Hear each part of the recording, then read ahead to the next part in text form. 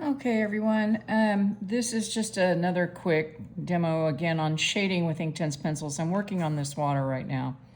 And the very back of the stream, I'm assuming went back here, and I actually used iron blue to get it really dark. Now, I need to be careful because I need to see a distinction between the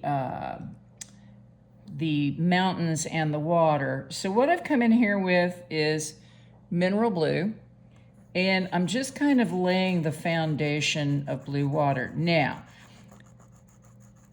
I lived in Colorado. I know what water looks like in a stream. It is not clear blue like this unless you are up in an alpine lake.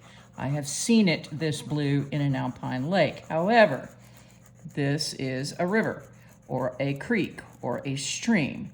In any event, it would never be this blue. And I've had to pass this information on along to students who want to paint it a tropical blue, which is just simply not what water in a mountain stream looks like. Having said that, though, I do want to base.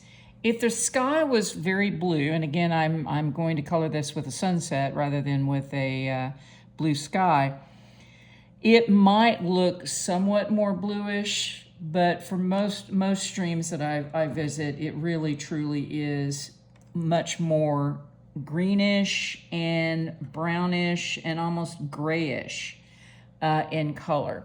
So one of the things I'm looking for right now is in my trusty little box of pencils is there is an iron blue, but there's also an iron green. Let me see if I can grab that here. Oak. Oak will work. What you want is to try to get some darker shades, and I also want to pull out Payne's Gray and a bit of Storm Dust. So I'm actually going to put the oak in first. Now what we're trying to do here is get the sense that as you get closer to the edge near the rocks, the stream does tend to darken. If you've ever stood in the middle of a stream, the sides are always seemingly darker than the center is. So I'm going to just add a little bit of this oak color where the stitching is. I'm actually going to put it back here in the back. So just like we've done in all of the parts so far of this particular work, we're just layering color so that we can seamlessly get shadows and changes in the way water, trees, mountains look, depending on where they are and relative to where the viewer might be. Okay, I'm going to go very light on this, by the way. I don't want to just initially jump in with a heavy hand. Now I'm going to come along with the Payne's Gray, and Payne's Gray, if you remember up here, it has a very blue cast to it, a almost navy-ish blue cast, but I don't want navy. Navy can be too much like, it's just not the right color blue. I don't know how to really describe it. It's just not, Inktense denim is not what I would consider number one to be denim. And then number two, it's just not the color that I think would work appropriate for this water. I mean, if we were doing, again, back to the tropics and tropic water, you know, that's going to take a whole different series of pencils than a mountain stream would. So again, I'm just trying to get more of this down here. Notice, by the way, I do like to use the side of the pencil. I'm trying to struggle with not getting any stroke marks, streak marks, pencil streaks in the water. And I'm going to just put it very light. I want to maintain a lightness down the center of the stream. So we'll put just a very little there. And I can always come back and darken it up if I feel like it's needed. So the other color I'm going to use now is Storm Dust. Now Storm Dust was used more up here in the mountains. Again, I feel like there's a certain amount of reflection that you have to kind of accomplish. Now I'm going to assume this water is moving so that you won't necessarily see a reflection, but the colors from the mountains would definitely be reflected in this water. So I'm not going to come down too far. I just want to put just enough in here. And again, trying to keep it from making streak marks. Sometimes that's one of the hardest things about using Inktense pencils, is to keep them from causing really bad streaks. And we'll be using Storm Dust again when we work on the rocks. But what it's doing now is it's trying to put the shadow of the mountain into the water, at least color-wise, so we get a view. Okay, last but not least, this Payne's Gray, I'm going to come back in with Iron Blue. As I said, that's up here. Now that was pretty dark, and that's okay, but fortunately, with the other colors now already down, this Iron Blue will not go on quite as strong, because each one of these layers will actually be kind of poking through, if you will, as I put the fabric medium on. And we'll point that out as I get to that. So just coming over here to the side, finishing it, and then let me get some additional color over here beneath the rocks. Okay, so now what we have is the lightness here, and it moving, the water gets darker as it moves back, plus you got a little bit of the shadow of the mountain that's coming down. So fabric medium, here is, let's see, I don't have any of my pearlescent on the table, which is a shame. I kind of would have preferred to have pearlescent, but neither here nor there. I can come back in later on and put a coat of pearlescent if I want the water to sparkle. So I'm just gonna get a little bit here. I'm going to start, now this is opposite from what I normally tell y'all, but I want to maintain this lighter water.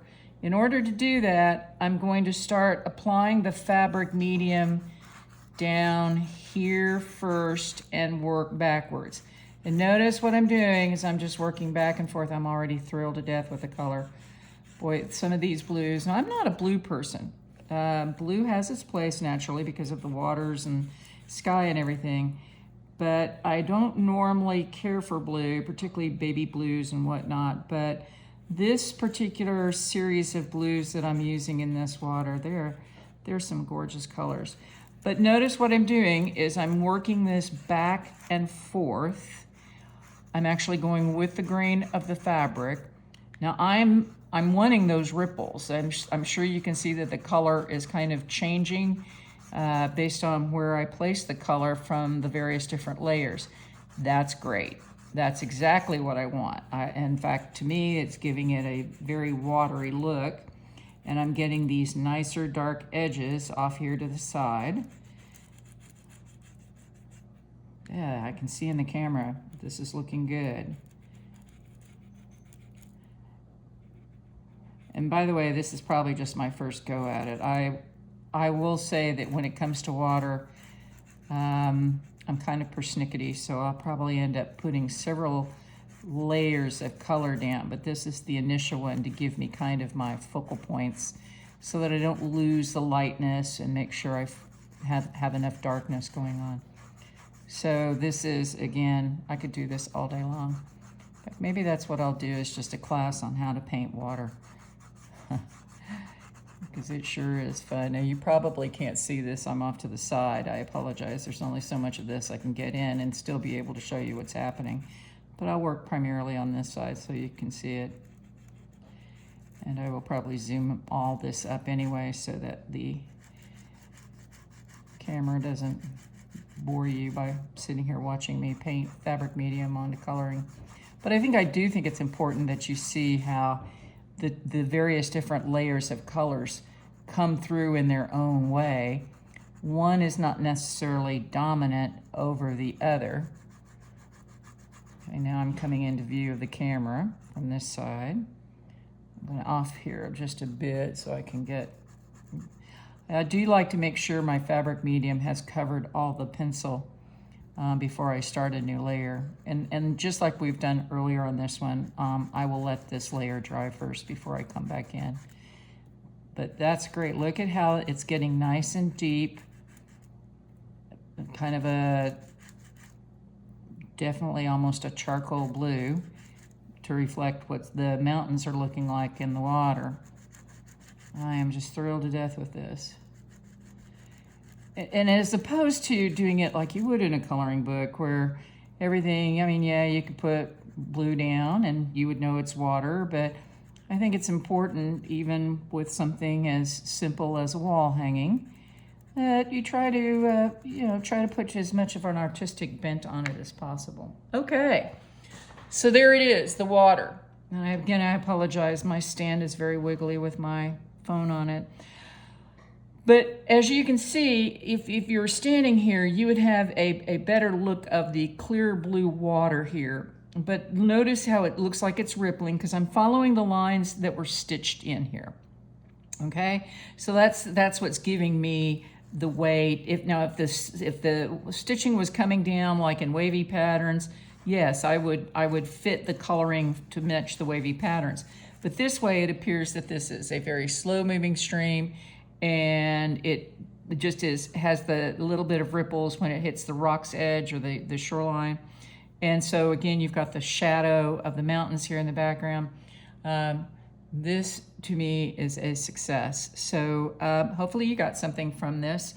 If you have any questions or comments, as always, you can leave them below, and thanks so much for watching.